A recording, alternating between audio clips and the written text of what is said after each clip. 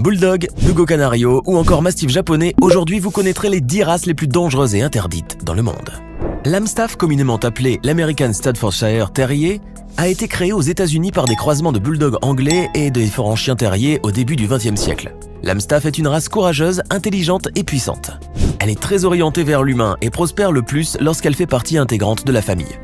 C'est une race sociable, amicale, affectueuse, loyale envers son maître, mais qui doit tout de même être encadrée par un propriétaire étant conscient de la force que ce chien possède.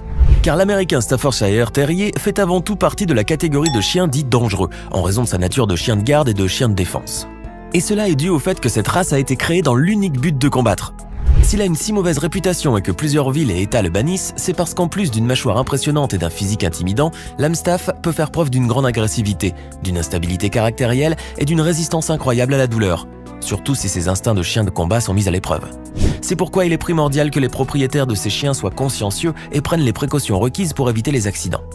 L'American Staffordshire n'est pas la race la plus facile à éduquer, notamment à cause de son tempérament de chien entêté.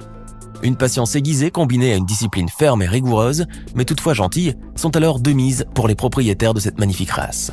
Si toutefois vous vous trouvez dans un pays où l'on autorise son adoption. Je crois qu'il suffit juste d'observer le physique terrifiant du dog argentin pour avoir une petite idée du tempérament que ce chien possède. Celui que l'on qualifie de sanguinaire a une réputation pas très valorisante, je dois dire. Cette race a été créée dans les années 1920 en Argentine par croisement, afin d'aider les hommes à chasser les pumas et les sangliers. Ce molossoïde de plus de 50 kg possède une mâchoire incroyablement puissante et un corps particulièrement musclé. Comme tous les chiens de ces dimensions, le dog argentin ne peut pas être confié à n'importe quel maître. Il faut en effet que ce dernier soit capable d'assumer une telle responsabilité et qu'il soit préalablement initié à l'éducation canine. Mal éduqué ou mal sociabilisé, le dog argentin pourrait représenter un grand danger public.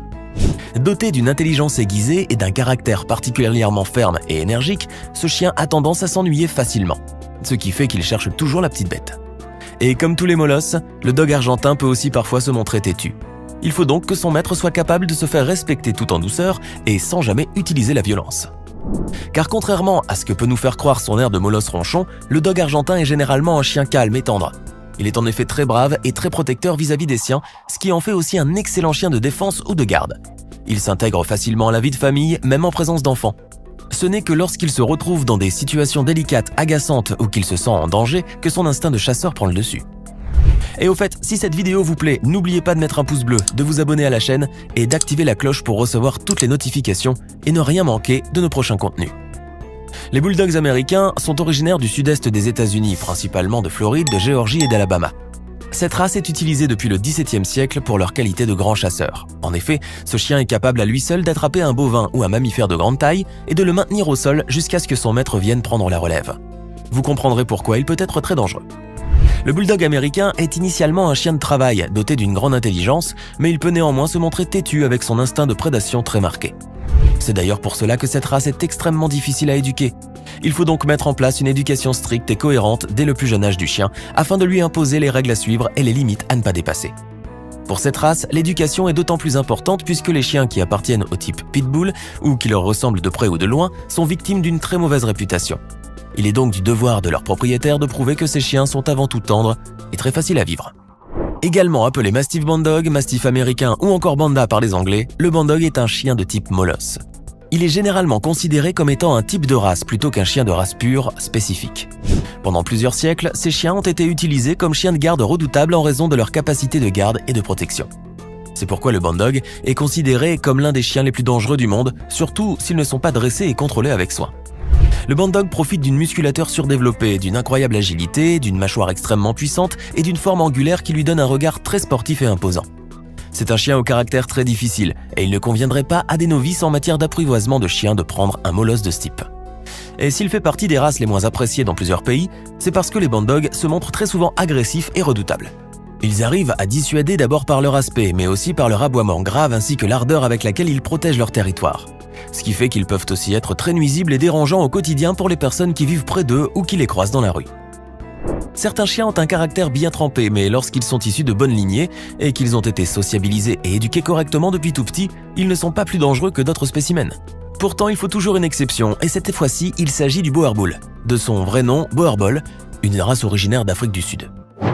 Il est le fruit d'un croisement entre la Brabanter Bullenbichter, un chien de type molossoïde aujourd'hui disparu, et de chiens européens. Ce chien de grande taille est très puissant, il possède un physique dissuasif et un caractère dominant. Et c'est en partie pour cela qu'il est principalement utilisé comme chien de garde.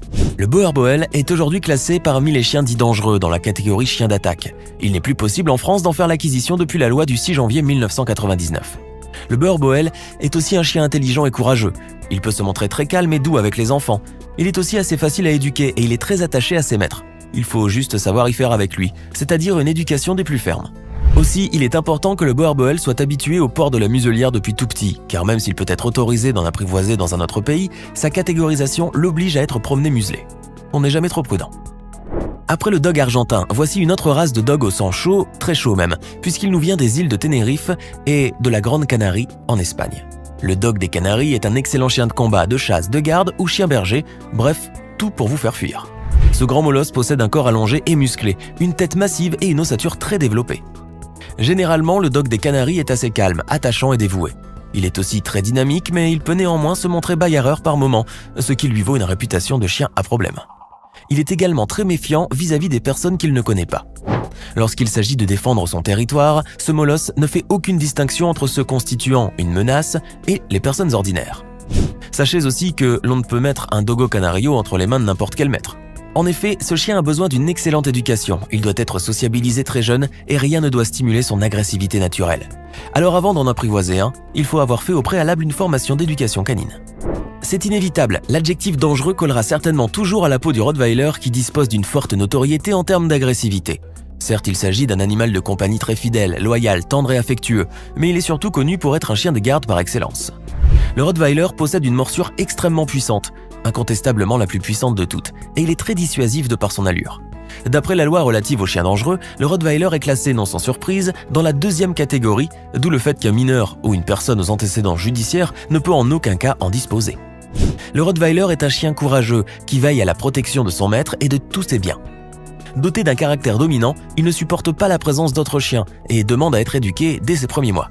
Par ailleurs, le Rottweiler se veut également fiable et énergique. Il est aussi très demandeur, il s'attend à beaucoup d'affection de la part de son maître. Ceci lui évite de faire face à l'agressivité. Contrairement aux idées reçues, ce chien adore les enfants et se sent bien dans un foyer avec une famille qui se soucie de lui. Il aime également les étrangers et adore aboyer et hurler. Posséder un chien de cette race demande toutefois une certaine formalité, notamment une déclaration à la mairie du domicile du propriétaire, la vaccination du chien contre la rage et que ce dernier soit assuré par une responsabilité civile. Une fois toutes ces formalités réglées, il est important d'obéir à certaines règles pour éviter les accidents.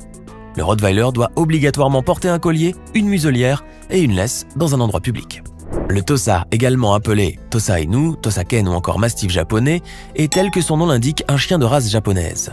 Il est le résultat d'un croisement entre des chiens originaires d'une île appelée Shikoku et d'autres races de chiens occidentaux, à savoir le dog allemand, le bulldog, le mastif et même le bull terrier et le saint-bernard. Le cocktail parfait pour faire un chien extrêmement impressionnant et imposant. Le Tosa est de nature calme.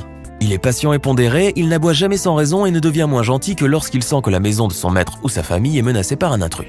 Si au Japon, on l'apprécie pour les duels qu'il fait avec d'autres chiens, en France, en revanche, il est un peu moins apprécié. Pour être plus exact, le Tosa fait partie intégrante de la fameuse et tant redoutée catégorie 2, celle des chiens classés dangereux.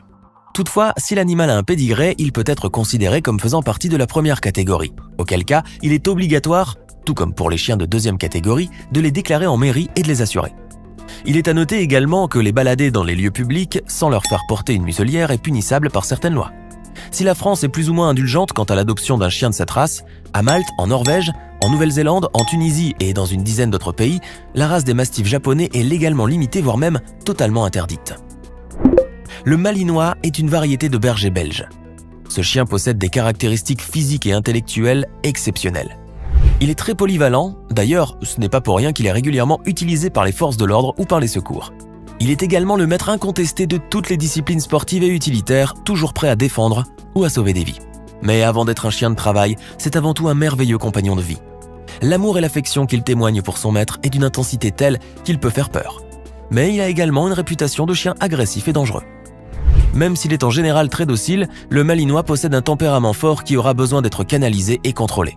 En effet, ce chien hyperactif doit mener une vie à 100 à l'heure, sous peine de s'ennuyer et de déprimer, voire de devenir agressif. C'est aussi un véritable athlète qui ressent souvent un grand besoin de se dépenser. Il doit également être sociabilisé dès le plus jeune âge et bénéficier d'une éducation stricte basée sur le jeu et la récompense. Même s'ils ne sont pas classés comme chiens dangereux définis par l'article 211.1 du Code rural français, les Malinois ont déjà été au centre de graves accidents. En 2018, en France, une petite fillette de 5 ans a été grièvement mordue au visage et son père mordu au bras par 2 chiens malinois à Decazeville.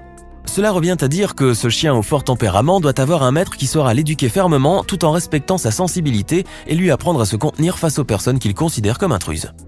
Alors, que pensez-vous de ces 10 races de chiens interdites ? Pourriez-vous en adopter un malgré le fait qu'il soit dangereux ? Dites-le nous dans les commentaires. Hey! Savez-vous que nous avons des centaines d'autres vidéos disponibles pour vous? Commencez immédiatement une nouvelle vidéo en cliquant sur l'une de ces 2 propositions et à demain, même heure, même chaîne pour de nouvelles découvertes.